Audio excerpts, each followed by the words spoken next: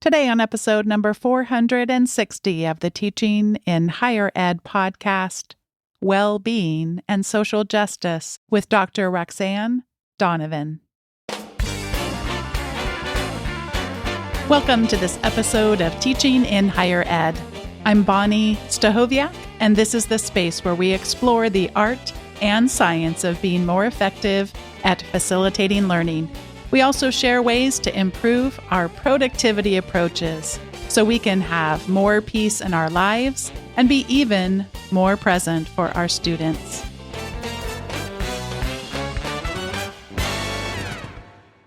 Today on the podcast, I'm joined by Dr. Roxanne Donovan. She's a former corporate negotiator turned psychologist, author, and professor. She's a nationally recognized expert on topics of well-being and social justice, and features regularly in the media, such as The Washington Post, The Conversation, The Atlanta Journal-Constitution, and Georgia Public Radio. Her two co-authored books, Teaching Diversity Relationally and Unraveling Assumptions, apply psychological and structural perspectives to the teaching and learning of diversity. Her popular Wellness Wednesday newsletter focuses on helping faculty of color and other scholars design purpose-driven lives of meaning, fulfillment, and vitality. Integrated with her professional identities are her rich and multi-layered roles as spouse, mama, sister, and auntie. Roxanne, welcome to Teaching in Higher Ed. So happy to be here with you, Bonnie. Your background has me fascinated. I feel like we could do 3 episodes, perhaps 30 episodes just on that. But have you seen those pictures before where it shows like, this is what most people think their careers look like? And then this is what most people's careers actually look like. Would you tell us, Roxanne, what does the actual career thing look like for you? What lessons would you draw from those kinds of silly cartoons? I think the one statistic that sticks in my mind that I tell my very stressed out seniors who are thinking this next job is the step in life, and if they don't get it right, they will mess it up, that most of us change careers, not once, not twice, but 3 times throughout our life. And that's what I did. But I have to say that I wanted to be a psychologist, a clinical psychologist in particular, from a very, very young age. I came across, I don't even know what it was, a sheet of paper that I guess my grammar school asked the students to write what they wanted to be. And I had written there, clinical psychologist. Now, if you would have told me that my future self would actually become a clinical psychologist, I don't know if I would have believed you, but to see that in writing for my 8-year-old self, from my 8-year-old self speaking to me multiple decades later, it's pretty incredible. I just shared in front of our full faculty meeting yesterday about being little and knowing that I always wanted to be a teacher and having, I don't even know how my mom managed to make this happen, but having at such a young age, not just the student textbook or workbook for kids, but then the teacher's edition, and then having the little old school attendance taking thing and all that. And I got a little like the blank stares from a lot of people. And I thought like, oh, but it was so sweet because afterwards someone came up to me and said, oh, you were singing my song there. It's funny how when we think back to those young ages, how our careers do really shift. But I think that fundamental part of our identity that yearns to be of help in some way, to make some kind of an impact in the world. But so many times we get held back from our imaginations. That's what really I think about people. I read this book called Range. I don't know if you're familiar with that book. No. I'll put it in the show notes because it's a really good one, but it makes me feel really more calm in my parenting because Range is all about that we specialize too much. And we do that from way too young of ages. And really what our society, what the world needs today is the interdisciplinary. So if people are trying things out, one of our kids really likes to, one day it's basketball and the next day it's soccer. And I don't really want to commit to any sports right now as a parent. So I'm really happy that we're just into them for a couple, 2-3 weeks, and then we're on to the next one. So yeah. Well, we are here to to talk about a very serious topic, but my question may not sound as serious as I want it because I just want to ask you, what is stressing out faculty these days? Oh boy, it's so much. But actually, can I go back Oh, to talk about the yeah. question that you asked? Because I think what you just said about the teacher and that your mom was supporting you in that, it really resonated with me because I actually had the opposite experience. Because we are immigrants to the United States, because education is primary, and because we had financial vulnerability when we moved here, my parents really wanted for me and my sister to be financially secure. And they just thought psychology, as much as I loved it, wouldn't take me as quickly to financial security because they believed I'd end up having to go to grad school. They didn't understand psychology as a liberal arts degree. And so that's what I did. I was the very good girl. I did what my parents said, and I majored in business my first time around in school, and I was an intern for AT&T my entire 4 years in college. I would come home to New York, intern there 8 hours a day, 40 hours a week. I did my thing. And the whole time I felt it was so performative. I have to say, I just never felt like it was a good fit. But I was like, this is what I'm being told is the right thing to do. And I want to make my parents proud. And so that's what I did when I graduated. And, I was successful and I made a lot of money, but it never fit.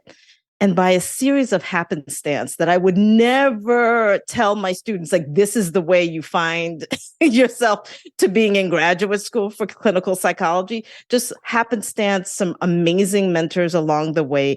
I ended up getting a second degree, undergraduate degree in psychology. And just because I loved the subject so much, and a mentor encouraged me to apply, but I thought, no way, no one would ever take my application seriously. I'm this business person dabbling in psychology, but somehow ended up being accepted to graduate schools. And I landed at the University of Connecticut with the best mentor who really helped me find my place in the academy, in graduate school, the whole thing. So I feel a lot of mentorship, a lot of luck, and a lot of support.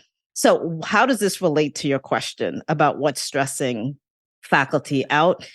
It is the lack of those. It is the lack of support. COVID, just the unraveling of our socio-political structure that we're in, the divisiveness that we're in, for those of us who teach social justice topics in particular, and I'm one of them, there's just much less kind of warmth, compassion, and support that faculty are experiencing in these times. And I think all of that on top of just the inherent stress that is the academy. When I say that out loud, people look at me who aren't in the academy like, are you kidding? You all have it so easy. Now, truth, it is tenured faculty do have a privileged place when you consider occupations. So I'm not obviously going to argue that. Research, however, shows that faculty life is among one of the most stressful occupations, similar to K through 12 teachers and emergency room doctors. And I think that is a surprise to people because our jobs never end. There's always the next paper to grade, the next grant to try and get. It's just because we don't turn it off, right? There's always more work. That causes inherent stress. So it is the climate that we're in writ large. It is the institutions, the occupation that we're a part of. And then there are added things depending on one's positionality that can make it even more stressful, which I'm happy to talk about too. You talked about tenured faculty, and since the majority of faculty in the world are not tenured faculty, then we talk about where things get exasperated when you aren't holding the most privileged positions. And please don't let people listening don't misunderstand. I am affirming what Roxanne said about it is stressful for all of us, but especially when we start talking about some of the precarity for one's income and livelihood. I mean, those stresses just get exasperated. And I would love to have you share a bit about how these challenges that you've talked about become exasperated for the group of people who are women of color. Yeah, there's so much there, right? Depending on your positionality, how you're perceived in the academy, really, not even how you're perceived, one's access, outcomes, and experiences, or start based, are influenced by your positionality on systems of power, privilege, and oppression. So things like ability, race, class, gender, sexuality. So, I mean, we're just looking at the intersection of race and gender, but we can expand that, right, and contract that.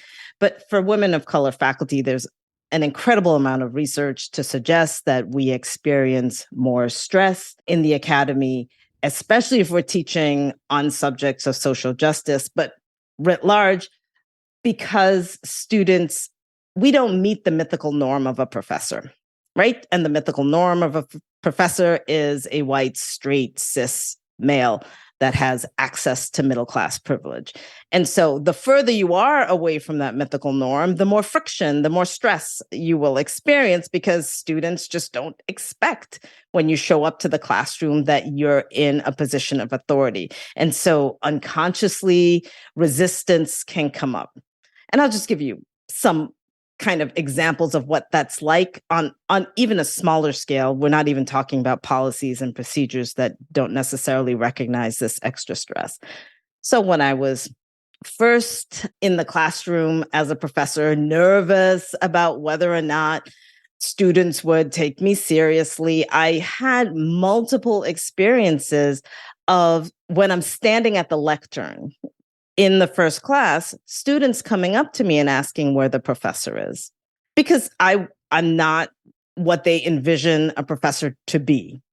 Or when I'm in, and this has happened recently, which is why it's in my mind, when I'm in the office and there's the assumption that I'm an administrative assistant versus a faculty member, even when there's other people milling around in the same place I am. So again, these assumptions, they're just like the needle scratching the record, right? Hitting this, and it's just like, oh, I'm misrecognized. I'm not seen and valued in the space the same way. And that's individual and interpersonal.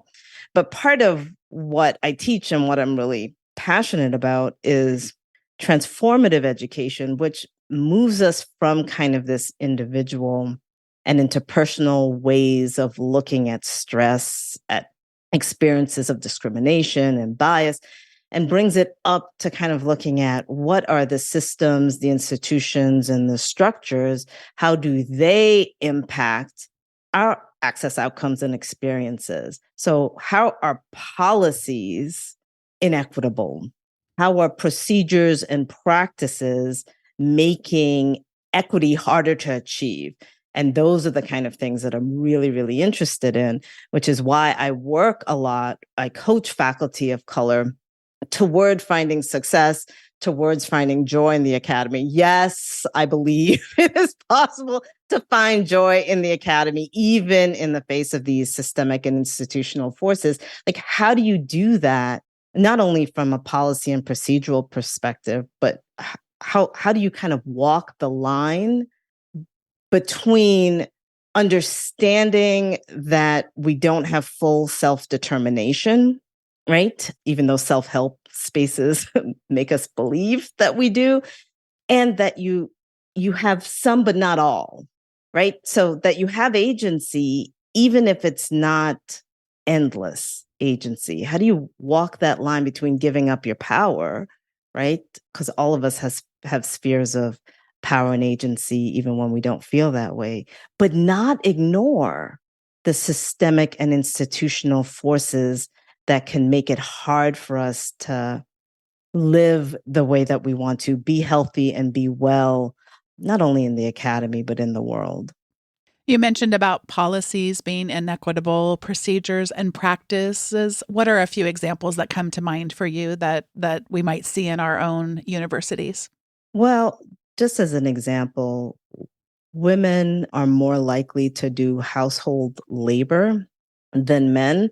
And I want to say that I was looking at a recent Institute for Women's Policy research data, and I think I may have it here, that married women on average do unpaid household and care work at a rate of 7 hours daily, while married men, so that's married women, I assume these are heterosexually married couples, married men do approximately 5 hours, 4.7 hours. So that's a gender gap of 34%.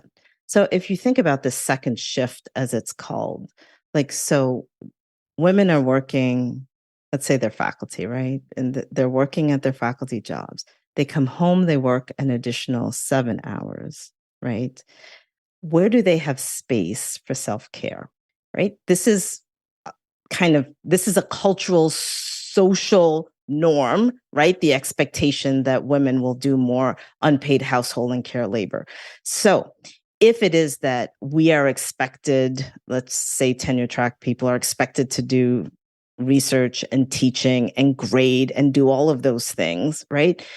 In order to do that, you need to be well. You need to be rested. You need to have space to think. You need to have space for stillness. Women are their schedules are more cramped. So the ability to have the spaciousness to kind of consider and think and grade, much less so. So how do you do the labor that is expected for you to do to get tenure or to get full professor or even to do the basics of the job when all of these things are pushing on you beyond the expectations for what it means to get tenure? And people are like, well, we need to have the same expectations for everyone. That's the only fair way to go. But that doesn't account for the different lives. And I'm just looking at gender here, the different lives that women and men experience, cis hetero women and men experience in the world. So policies that are gender blind may actually be limiting because of gender differences and socio and cultural expectations. So that's just one thing. Like we try to ignore the fullness of our life, our entire humanity, not just like the neck up, the cognitive and intellectual people that we are, but our wellness, our self-care, our social emotional beings. We're social emotional beings, and that impacts our ability to show up to work.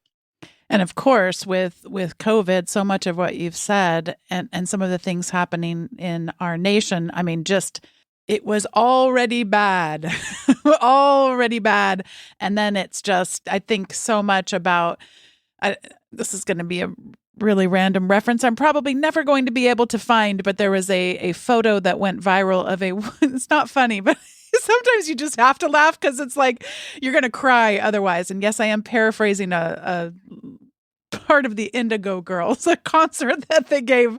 I want to quote my source here. But anyway, so a woman has a photograph of herself standing in a playroom in their home, dressed from the waist up in her business attire to do her Zoom session and in her underwear at the bottom. And there's just toys everywhere. And so, I mean, so much of it was just thinking about the invasive ways in which these challenges we were facing while all expected to teach in a format that was not familiar to so many.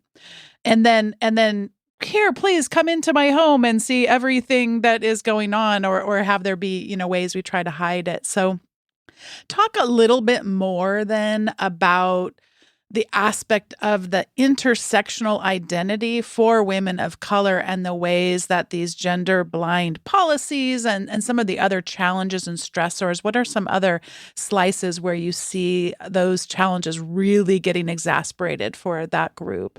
I think when you're the only or one of a few, like many women of color faculty are in the departments that they're in, there is this sense of over responsibility that comes with that.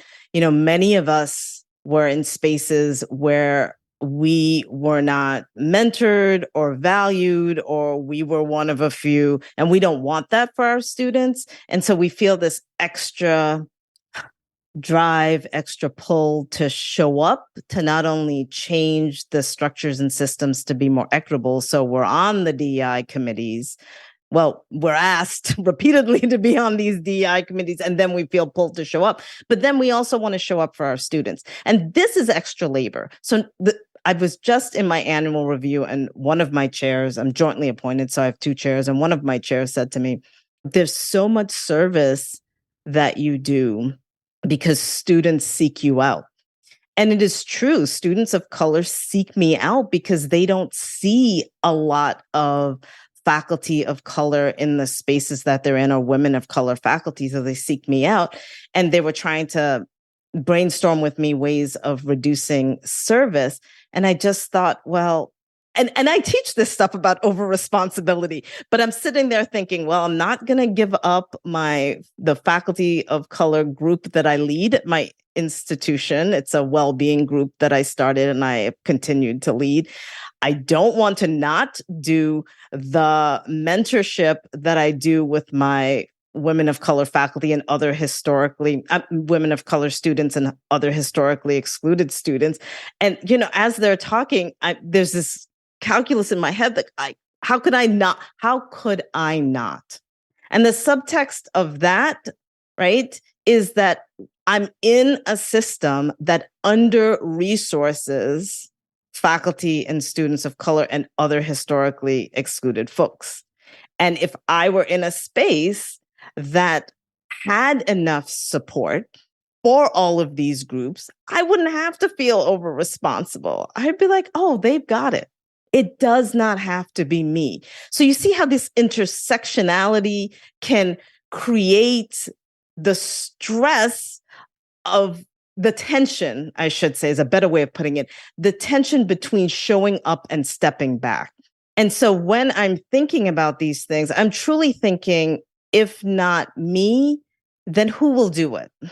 And when there's less folks around that kind of have a social justice mindset, that has a positionality that reflects the positionality of our student body, it is harder for me to point to, oh, there are other people who can do it. Now, part of my appointment is in Black Studies, and there's other faculty in that space, and we're all depleted. So I can't say, well, there's other Black faculty and let them do it, because all of us are experiencing this, that we're under the same kind of pressure, and we're all stretched razor thin trying to live out the message of our institution around equity and inclusion, right? It is the marginalized bodies that are living out these missions that these universities have more. And there is more pressure on us to make sure these precious missions actually survive.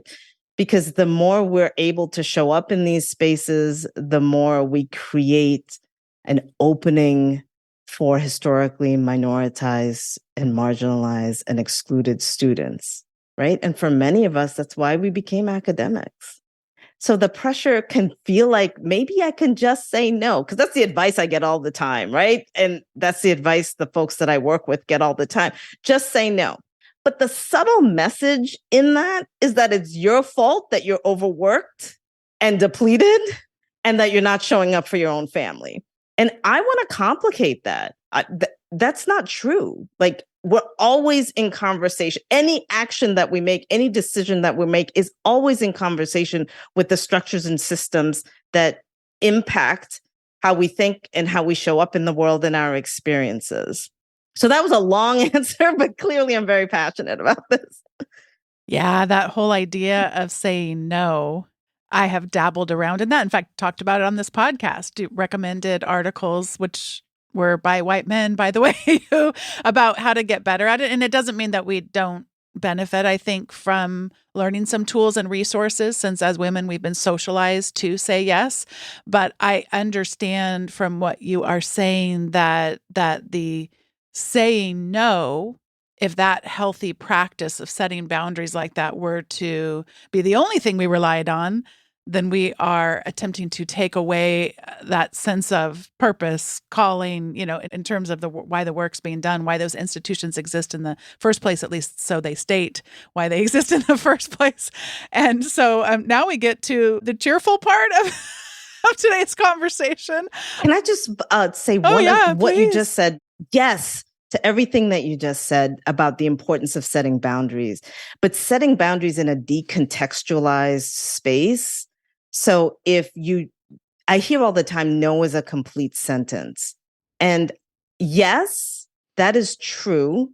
And for some groups, the backlash for saying no is considerable, especially if your group is stereotyped as being the one that should show up and caregive and to say yes. So it doesn't have the same consequences, right? And it's also harder depending on your positionality. So I'm really glad that you brought that up.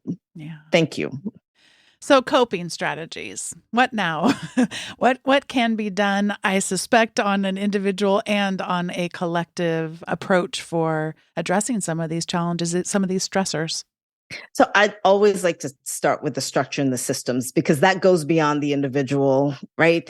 And I invite administrators and university systems to consider how to create equitable environments given the sociopolitical structures that we find ourselves. So what would it mean to have caregiving help for families on campus, whether it be for young children or for elderly folks that you may be caregiving for, because many of us are squeezed between the two, caring for aging family members and caring for young family members. It would be great for the government to provide that level of safety net, but right now we don't have that in our space. So what would it mean for institutions and organizations to fill that? To have maybe even a sick care facility for children, because all the wheels come off, right? When our children are sick, because there's no place to put them to be cared. Somebody has to do the caring at home, and in heterosexual couples, that's typically and overwhelmingly women. So structures and systems, thinking about promotion and tenure, thinking about pay, thinking about all the things that we know, like there's ridiculous amount of data that we know can have gender disparities, racial disparities, and how do we close that gap from a policy and procedure perspective? So that's starting there. And from an individual perspective, you have to kind of start by complicating the narratives that we have around it has to be me, it has to be now, and it has to be flawless. I feel those three things are very, very internalized because of our dominant cultural kind of messages that we're socialized into. And how do you raise to the level of importance your value for well-being and your value for connection alongside your value for doing good work? And I think for many of us, that well-being and connection are nascent values that we have to constantly be attending to. You know what I mean? And for those who are super stressed out, that can't even that are just exhausted, burnout has three levels or three kind of factors to it: exhaustion and depletion, cynicism, and also kind of disconnection. And for many faculty, that exhaustion, because we care, so we end up pushing and pushing more. So as the work piles up, we push harder and harder to try and get it done. It can feel like a researcher called it kind of this frenetic subtype of burnout that happens when people really are committed and care about the work that they do. And I have this CPR method that I work with clients with because it's like triage, right? If you're so overwhelmed that you know that you're just holding on by your fingertips, how do you cut, protect, and rest, right? How do you look at the obligations on your never-ending to-do list, and how do you cut it? And right now, you only want to kind of focus on what's urgent and important. And there's so much of what is urgent and not important in our spaces that ends up stealing our attention. How do you protect your peace? Like limit toxic environments that we find ourselves, limit the kind of impact of that. Sometimes that looks like working from home. Sometimes that looks like really entering and leaving the space on time. And, how do you get off of committees that can be really problematic? And then how do you use the time that you find for rest and not for more work? And that is the CPR method that I invite people to think about is literally just how do you get from burnout to stabilize? And then there's all this strategy to move from stabilized to like nourishing, because that's possible too. But we've got to kind of get rooted first. CPR, cut, protect, and rest. I have a quick question. It's a selfish one. I'm going to do a selfish one. Can I do a selfish one? Oh my gosh, please. Advice for leaving spaces on time. I tend to feel a sense of like that, since we don't get to connect that often, that's like my time, and I get sort of carried away in the moment. I do not do well at leaving spaces on time. I suggest to my clients, and this is what I do too, to have a work wrap-up routine. And it is so important to have a way to close. Not just expect that you will close, but create a habit around closing so that you don't keep being drawn back to work like many of us are, so that you're working up until you just kind of fall into the bed. So my closing routine, I start an hour before I plan to leave. I'm Caribbean. I have a very hard time temporally. I don't track time well. My husband, who is a white man from the Midwest, we cannot look at a clock for hours. He will be within 10 minutes of the right time, and I will be within 4 hours. Like I'm just temporally challenged. So I have to be extra kind of mindful about time. So that's why I start an hour in advance of the time that I want to leave. And I have an unfolding practice.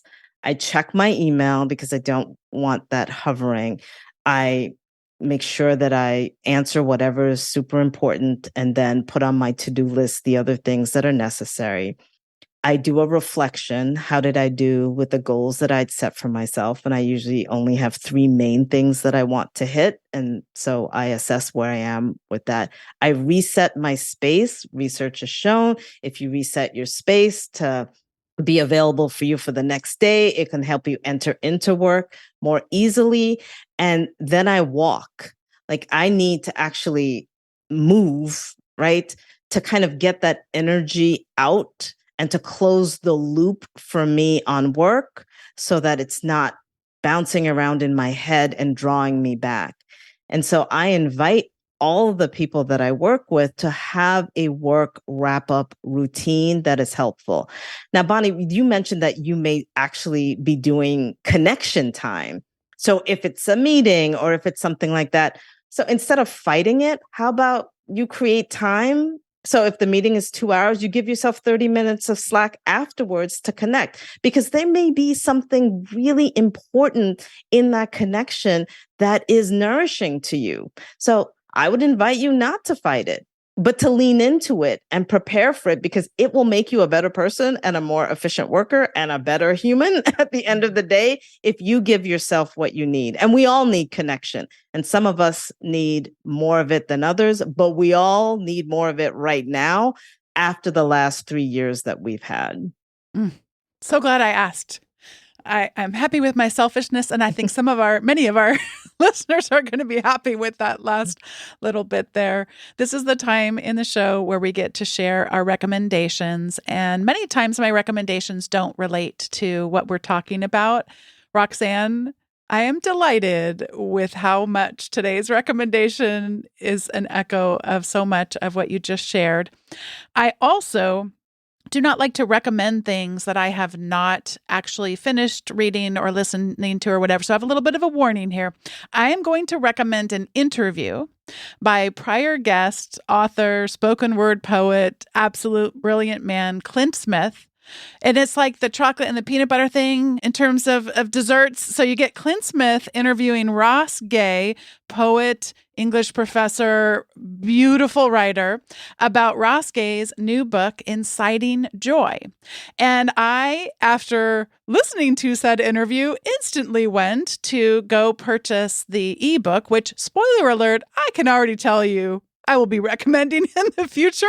And then I saw, I don't know if it was a tweet or something, but where Clint mentioned that in the audiobook, Ross Gay will just spontaneously start chuckling to himself as he reads his words. So I have been listening to the audiobook. So all this to say, I'm not recommending the ebook yet. I am not recommending the audiobook yet, but I absolutely am recommending the Inciting Joy interview that was done at the DC Library. Again, Clint Smith interviewing Ross Gay about his book, Inciting Joy. And I'll just read a little bit about the book itself in these gorgeously written and timely pieces. Prize-winning poet and author Ross Gay considers the joy we incite when we care for each other, especially during life's inevitable hardships. Throughout Inciting Joy, he explores how we can practice recognizing that connection and also, crucially, how we expand it. And Roxanne, that just relates so much to what you just said about why am I fighting this? I could actually embrace this because you are so correct and insightful to have noticed that it does bring me a lot of joy, those moments. So yes, the idea of losing time is not the culture that I come from, and the culture I come from, like you better be keeping everything exactly on time. So I think me feeling guilty where I lose track of time is actually something maybe I would want to celebrate. I just want to read 2 quotes from Inciting Joy, and everyone can look forward to future recommendations and hearing more about his brilliant work. So this from Ross Gay in Inciting Joy. What if joy, instead of refuge or relief from heartbreak, is what effloresces from us as we help each other carry our heartbreaks? And also from Ross Gay's Inciting Our Joy. What would happen if we acknowledged that none of this is privilege, but rather it is as it should and could be? And what if we figured out together in a million different ways how to make it so?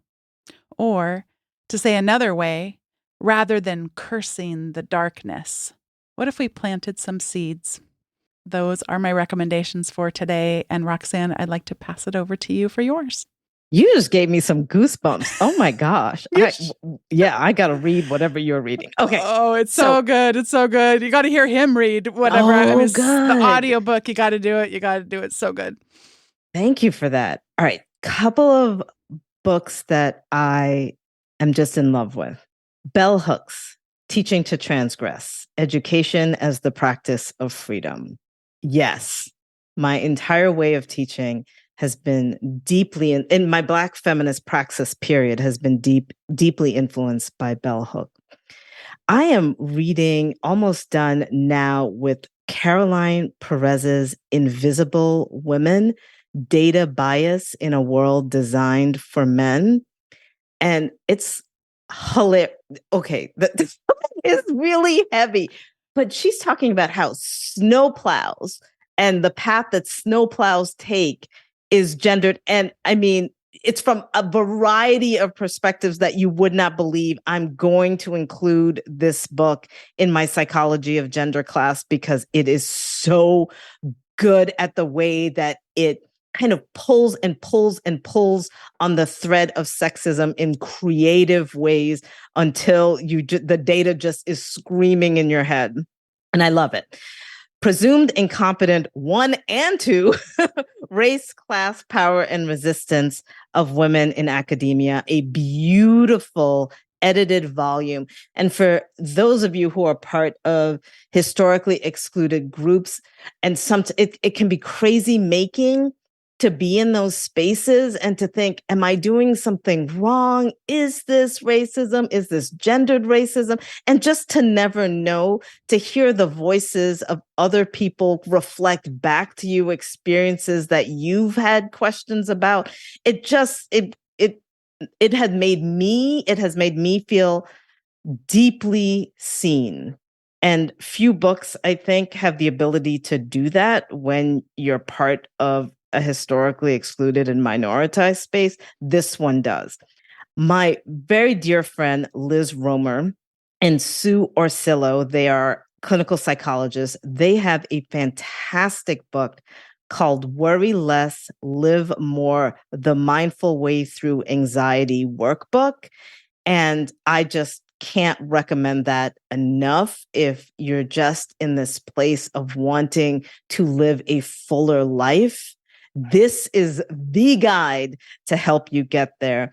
And finally, Kristen Neff's Fierce Self-Compassion, How Women Can Harness Kindness to Speak Up, Claim Their Power, and Thrive. I do so much with helping people develop self-compassion.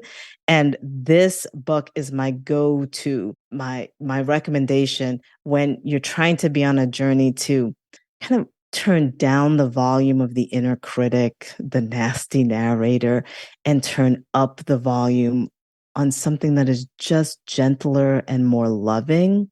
This is the book to begin that process.